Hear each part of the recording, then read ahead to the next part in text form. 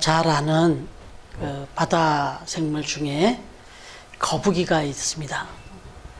그런데 이 거북이는 우리가 이렇게 볼 때 매우 느리고 그리고 아주 유순하게 보여서 또 상대적으로 아주 약해 보입니다. 그런데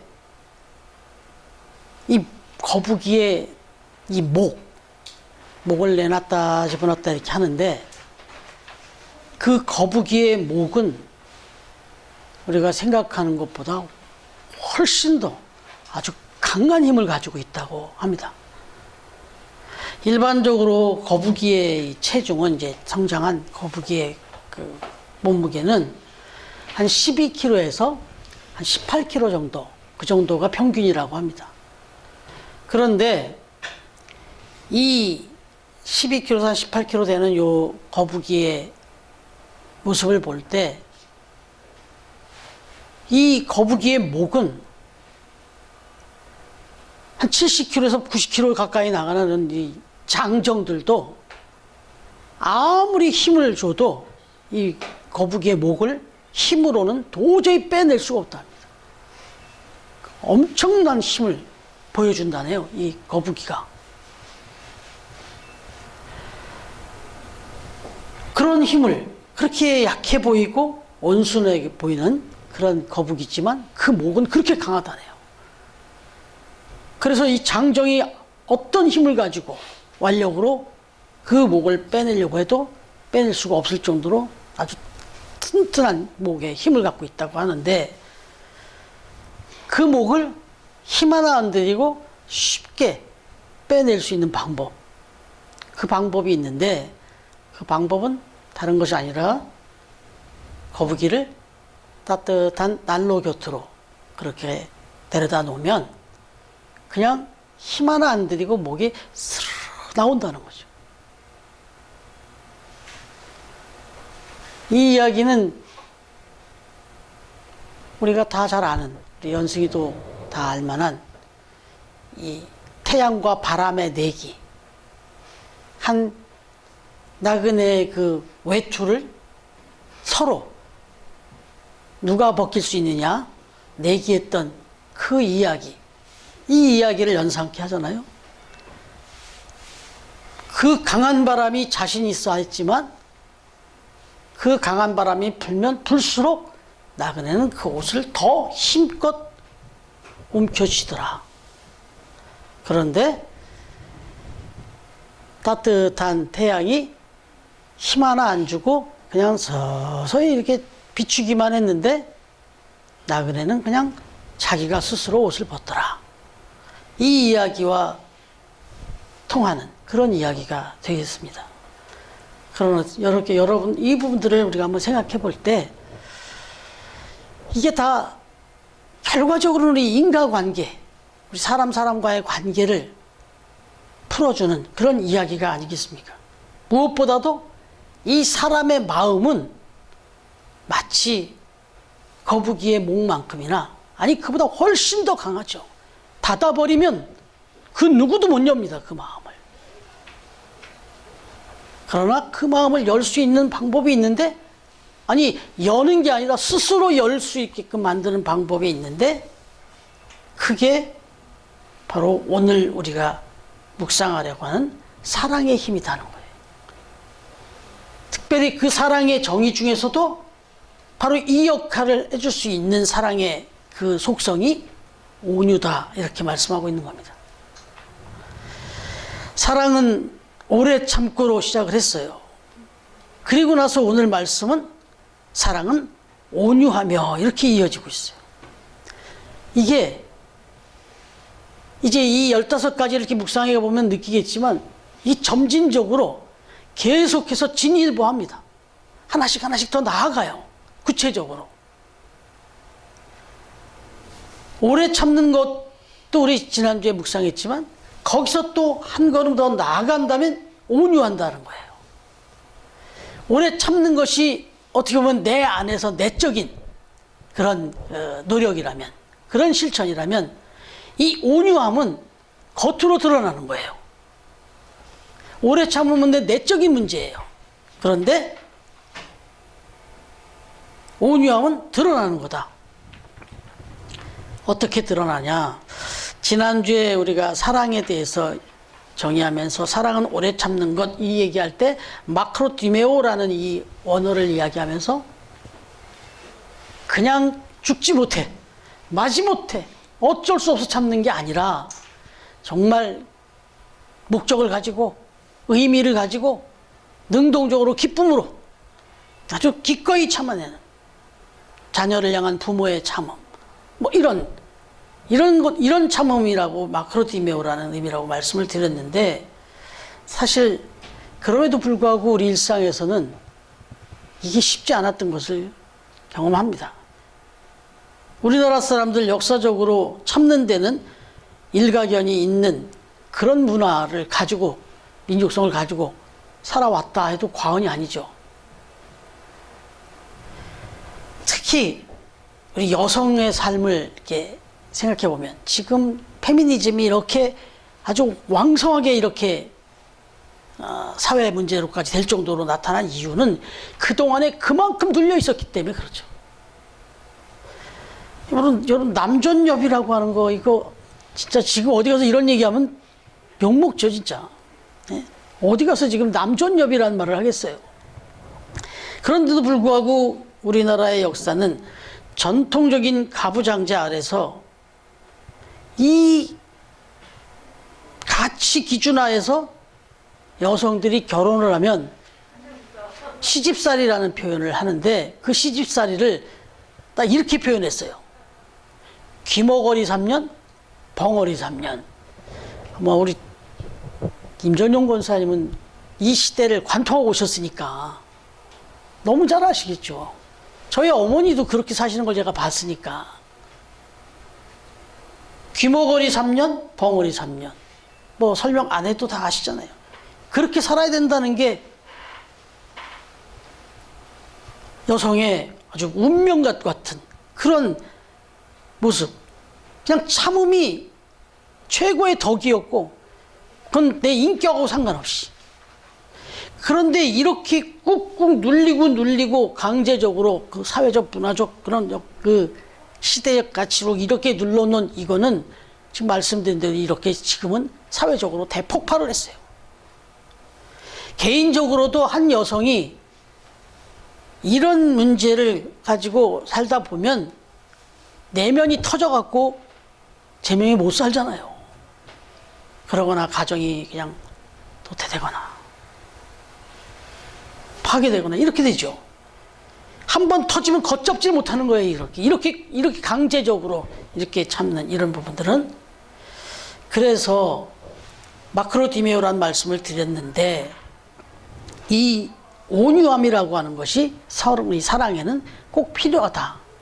무슨 얘기냐면 계속해서 이 참음으로 이게 딱딱하게 굳어지거나 아주 얼어붙지 않도록 계속해서 따뜻한, 누가 비추어줘서가 아니라 내 스스로 그런 온유함을, 따뜻함을 계속 유지하고 또 그렇게 살아야 된다는 거예요. 그래야만 이렇게 굳어버리지 않는다는 겁니다. 이렇게 딱딱해지지가 않고 어느 순간에 한 번에 팍 돌판이 터져버리는 이런 일을 미리 방지할 수 있다는 겁니다. 그리고 이 사랑이라고 하는 것은 성격 자체가 바로 이런 온유함을 전제로 한다. 그런 의미에서 오늘 말씀에서 다시 한번 좀 찾아보면 이 온유한 사랑이란 뭘까? 이거는 말 그대로 부드럽고 따뜻한 것인데, 이걸 좀 더 우리가 쉽게 이해하는 말로 표현하면 친절이죠. 친절.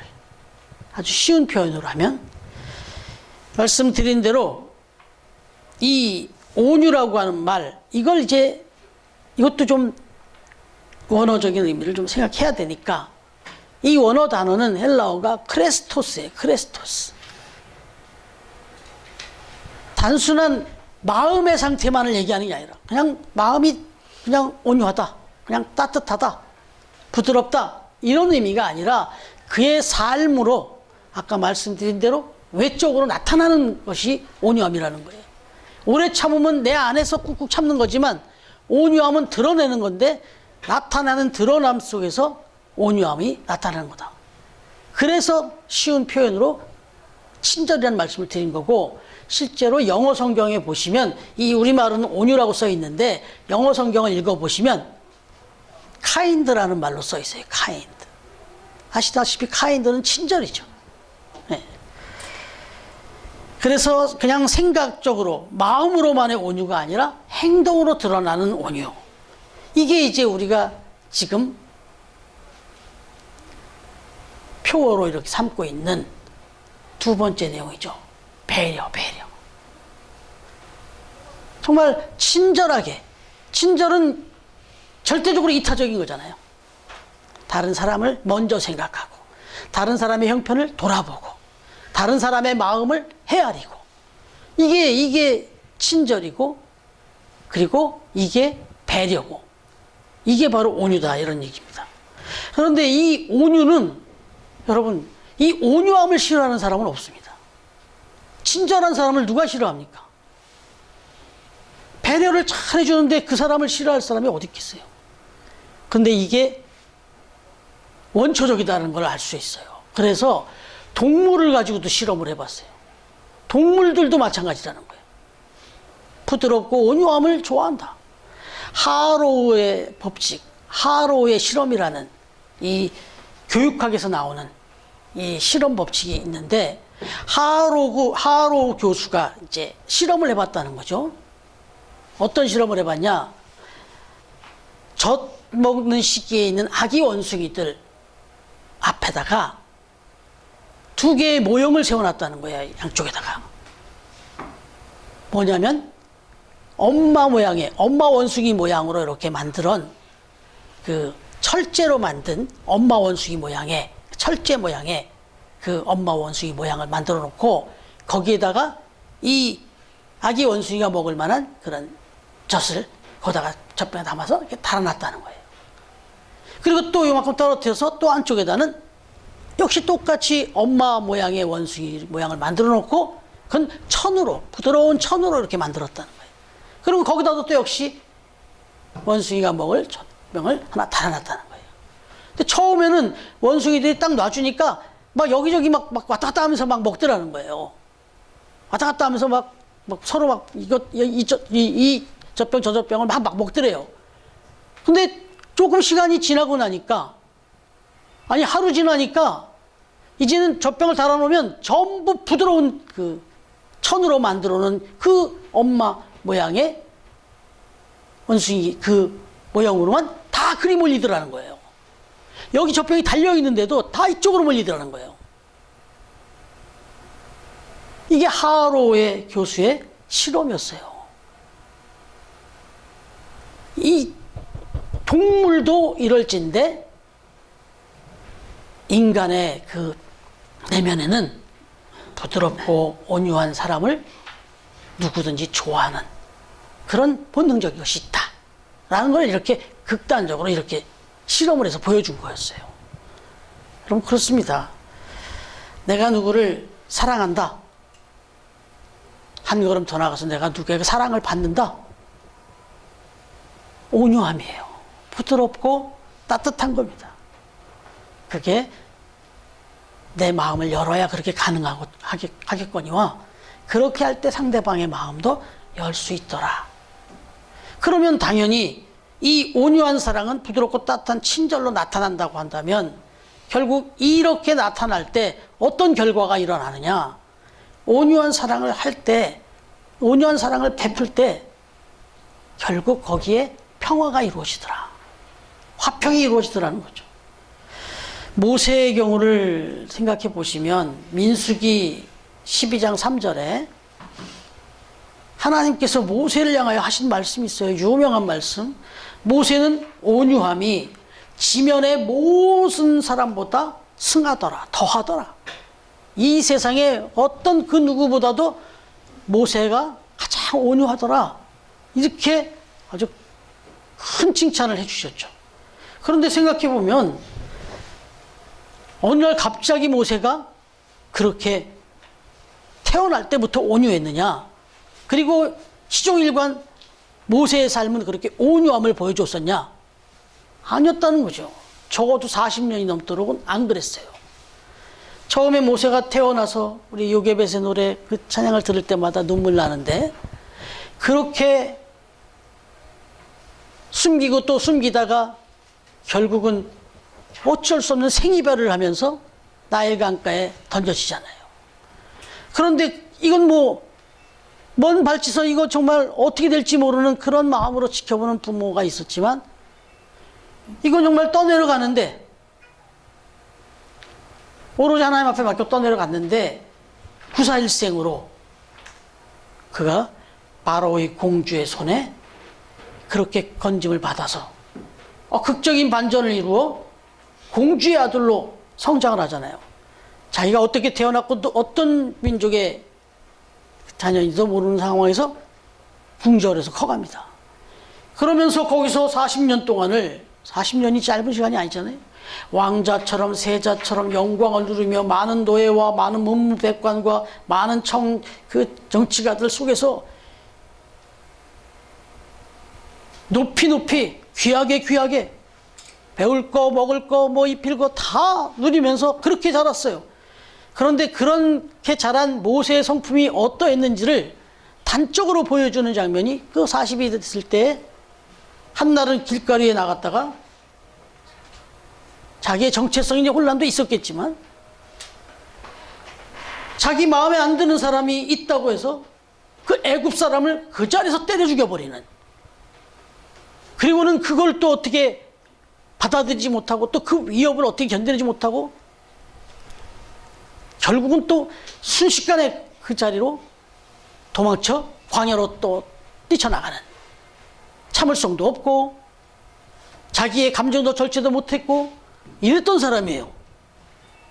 그랬던 사람이 광야로 나아가서 저 미디안 광야로 가서 결국 거기서 아내를 만나고 장인 이드로의 양을 치면서 처가살이로 그렇게 40년을 그렇게 보냈죠. 그 40년의 시간이 참 이게 묘하게도 자라온 40년과 또 그런 광야에서의 그런 깎이고 다듬어지는 40년, 낮아지고 낮아지는 40년, 그 시간을 보내고 난 후에, 그 후에 이제 하나님 앞에 하나님이 찾아와서 만나주신 모세는 비로소 하나님이 이런 평가를 해주시는 거예요. 정말 이 세상의 어떤 그 누구보다도 너의 온유함이 가장 승하다, 이렇게 말씀해 주신 거예요. 사실 그 길거리에 나가서 자기하고 직접적인 일도 아니었는데 거기서 벌어지는 걸 보고, 그 싸움을 보고는 그냥 그 사람을 일거에 쳐 죽일 만큼 다혈질이었던, 절제 못했던 이 모세가 이제 이스라엘 백성을 이끄는 지도자로 세움을 받았을 때, 그때에는 민수기 12장을 보시면 어떤 이유였는지는 설명이 안 나옵니다만은, 자기 집에 있던 노예였던 에디오피아 여자를 소실로 취하는 그런 모습을 보여줬죠. 그러자 이제 이 하나님의 종 모세가 이방 여자를, 그것도 그냥 이렇게 아내로 삼은 것에 대해서 비난이 막 빗발치죠. 그러나 그 누구보다도 형 아론이, 누나 미리암이 정말 심하게 그를 핍박합니다. 그에게 막 비난을, 폭언을 퍼부었죠. 인격적인 모독뿐만 아니라 하나님이 세워주신 권위까지도 비웃으면서 막 깎아내려버렸단 말이에요. 그랬는데도 그 장면에 보면 모세가 미동도 하지 않습니다. 그냥 그대로 그 이야기를 받습니다. 이런 모습들 속에서 이제 하나님께서 모세를 온 천하에 있는 그 어떤 사람보다도 온유하다, 이렇게 이야기를 해 줬다, 그런 얘기입니다. 여러분, 잠언 15장 1절에 보시면 유순한 대답은 분노를 쉬게 하여도 과격한 말은 노를 격동한다. 이런 말씀도 있죠. 그렇습니다. 상대가 어떤 모습으로 어떤 말로 이렇게 다가올지라도 부드러운 사람 앞에서, 온유한 사람 앞에서는 그 노도 다 자들어들더라. 이런 말씀이고, 또 그렇게 살아야 된다는 걸 가르쳐 주면서, 그래야 우리의 삶이, 가정도 사회도 또 우리 교회도 정말 화평하게 그렇게 살아갈 수 있다. 이런 얘기죠. 자동차 이야기를 가끔 제가 드립니다마는, 자동차를 생각할 때마다 좀 고급 차들, 비싼 차들, 좀 아주 그 성능이 좋은 차들을 보면 특징이 그거예요. 아주 소프트하다는 거예요. 아주 부드럽다는 거예요. 그리고 조용해요. 그래서 시동을 켜놓은 건지 꺼놓은 건지 모를 정도로 조용하고 편안하잖아요. 그런데 그런 자동차의 성능을 깊이 들어가면 뚜껑 한번 열어보세요. 그 안에 밑에 한번 들어보세요. 얼마나 많은 쇳덩이들이 연결되어 있는지. 수천 개의 부품들이 그렇게 대부분이 쇠예요. 그런 것들이 연결되어 있는데, 특히나 엔진, 여러분 엔진이 피스톤처럼 막 하는 모습 보면요, 이게 쇳덩어리가 왔다 갔다 하는 거예요.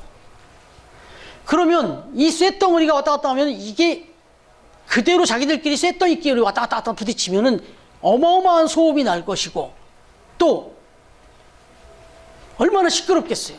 그리고 이 잘못하면 이 쇳덩이끼리 이게 계속 마찰이 이렇게 일어나면 불꽃이 튀고요, 화재가 날 수도 있어요. 더더욱이나 이 차량이 쇠끼리 부딪히는데 무슨 승차감이 좋겠어요. 한번 생각해 보십시오.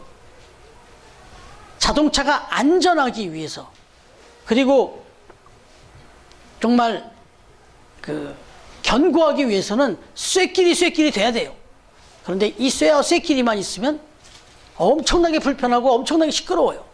탱크가 그래요, 탱크가. 이거는 안전성이나 견고함, 이것만을 강조한 거지, 편안함, 이런 건 생각 안 한 거예요. 그렇기 때문에 바퀴도 그냥 쇳덩어리 바퀴가 그냥 굴러가잖아요. 그러나 이런 것들을 부드럽게 하고 소프트하게 하는 데는 고무가 들어가고, 그 다음에 엔진 오일이 있고, 미션 오일이 있고, 그래서 이런 것들이 그 사이에 흐르기 때문에 이게 안전하고 푹신푹신하고 편안한 거죠. 조용한 거고.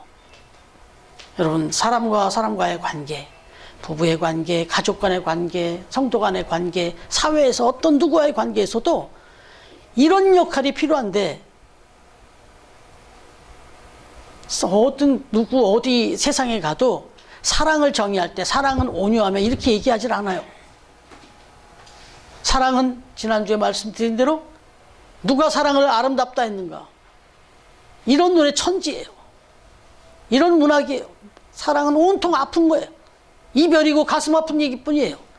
그런데 성경은, 하나님은 사랑은 온유한 것이다 라고 말씀하는 것은 바로 저와 여러분이 그런 사람이 되라는 거죠. 여러분, 더 한 가지만 말씀드릴까요? 온유한 사랑이 결국 최종 승리자입니다. 부드럽고 약하고 이러니까 그냥 다 실패만 하고 비굴해질 것 같습니까? 아니요. 사랑이 온유할 때 거기서 진정한 승리가 나와요.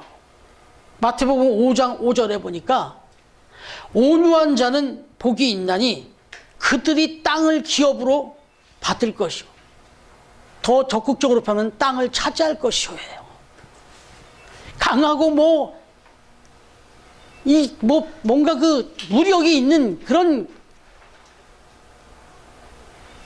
자들이나 그런 나라가 세상을 다스릴 것 같죠? 아니라는 거예요. 작은 이치만 생각해도, 여러분, 우리 입안에 혀와 이빨이 있으면 누가 강합니까? 뭐가 강합니까? 가끔 음식을 먹다가라도 이 이빨에 혀가 한번 물리면 얼마나 아픈지 모르겠어요. 이 혀는 정말 말랑말랑한 게 힘은 하나도 없는 것 같아요. 여러분, 나이가 다 이제 수명이 다 되실 떠나실 때 혀 때문에 고민하는 분은 없어요. 이빨이 다 상하고 빠지고 이는 계속 치과를 가서 이렇게 하지만 혀를 보수받는 건 없어요. 결국은 혀는 끝까지 갑니다. 죽을 때까지. 근데 이빨은 그렇게 강하고 개수도 많은데 이 이빨은 혀보다 훨씬 약합니다. 여러분 그렇습니다. 마태복음 11장 28절에서 29절에 보니까 주님이 말씀하세요. 모세가 40년 동안을 그렇게 살아왔지만 40년의 시간을 거쳐서 지면에서 가장 온유한 사람이 되었던 그 비결을 말씀해 주시는데 마태복음 11장 28절 29절 한번 찾아볼까요? 네.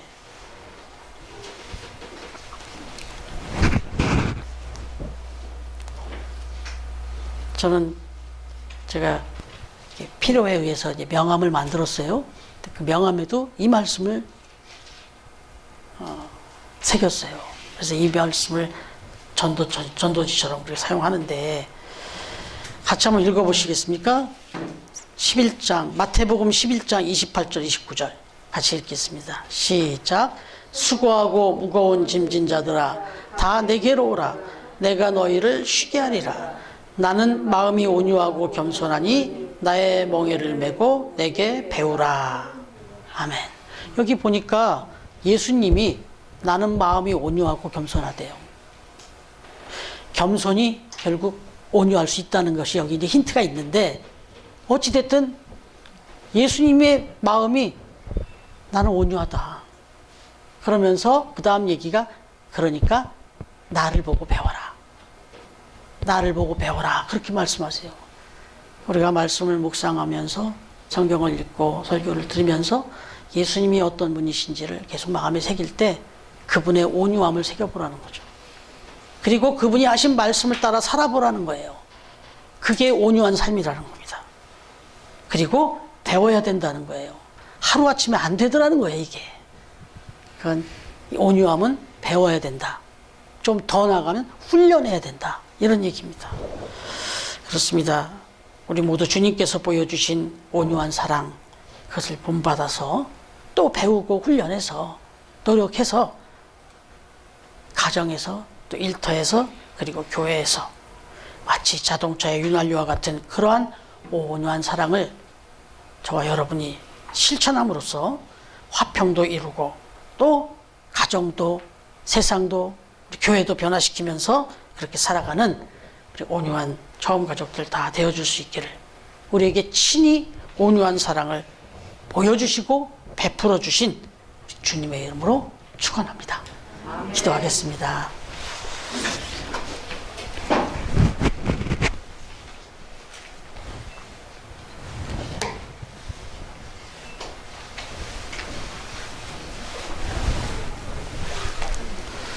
기도드리겠습니다. 하나님 아버지 감사합니다. 우리가 살아가는 이 세상 가운데 사랑하며 살아가도 모자라는 세상인데 우리는 사랑하기보다는 미워하고 질투하고 다투며 또 그렇게 살아갈 때가 얼마나 많았는지 참지 못하고 온유하지 못할 때가 얼마나 많았는지 다시 한번 말씀 앞에 내 자신을 내려놓습니다. 주님이 말씀하신 대로 주님의 온유함, 그 겸손함을 우리가 배워서 우리의 삶의 자리에서 그 주님을 닮아가는 그런 실천이 있게 하시고 그래서 내가 거하는 그 삶의 자리, 가정도 그리고 교회도 나의 삶의 자리도 늘 따뜻하고 온유하며 그리고 화평을 누리는 그런 공동체를 만들며 살아가는데 바로 내 자신이 그렇게 쓰임받으며 살아갈 수 있도록 그래서 내 안에서의 그 화평과 온유함을 경험하며 살아가는 우리 처음 가족들 다 되도록 축복하옵소서. 오늘도 주의 전에 찾아 나올 때 귀한 물질 준비하여 하나님 앞에 이렇게 드립니다. 주님, 이 예물이 하나님 앞에 드려지기까지 우리 사랑하는 처음 가족들의 삶의 자리에 여러 가지 힘들고 어려운 일도 있고 때로는 괴로운 일도 있지만 그러나 그 모든 가운데서도 온전히 하나님 주신 은혜 가운데, 하나님 주신 건강 가운데, 하나님 주신 시간 가운데 이 일들을 잘 이루고 이렇게 귀한 예물, 이 예물의 주인 되신 하나님께 겸허히 구별하여 드립니다. 이 예물을 받으시고 드리는 손길마다, 삶의 자리마다 하나님의 은혜로 충만하게 채워 주시옵소서. 이제 이 예물이 쓰여지는 곳에서 또한 하나님의 사랑과 은혜가 충만하게 나타나고 하나님의 뜻이 온전히 이루어지는, 그래서 하나님이 기뻐 받으시고 영광 받으시는 그런 귀한 일에 사용하는 예물 되도록 축복하옵소서.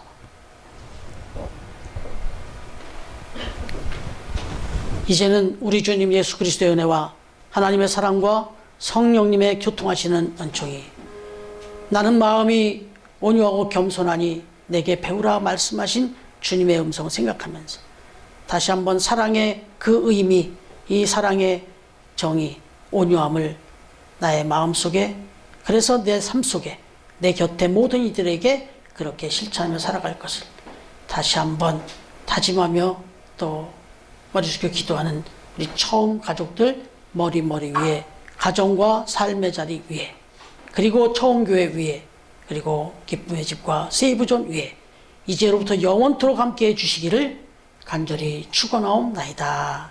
아멘.